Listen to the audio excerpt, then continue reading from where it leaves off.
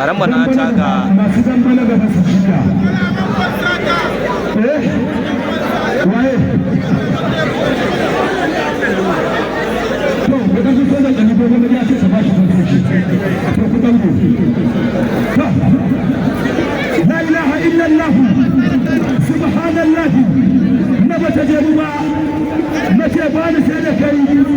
na ce ba ni ba da aranka idan Allah kai mu ranar Lahadi akwai dambe safe a cikin gidan nan akwai ajo na makada namu gabaki daya kuma ranar Lahadi akwai ajo na bagon autar mamman a odere idan Allah ne kowa ne kowa kai kura ubannin kai ya sa la ilaha illallah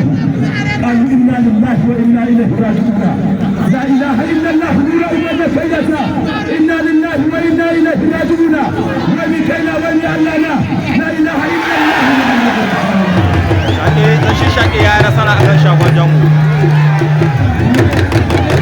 Da kolon ba za mu ɗauke ka kuma ga Allah ga. Bago dan mage za ka iya ka tabbata bago mara za ka iya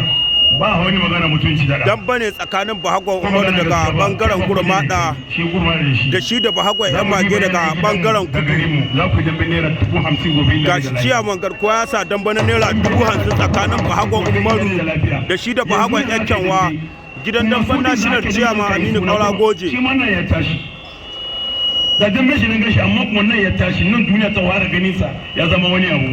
ko magana gaskiya ba kamar da dambe ga ganka amma wannan da ka fara abun kware don in ga maka magana gaskiya wata rakila mai in neme ka kai mu yanga wato duniya kuma Allah na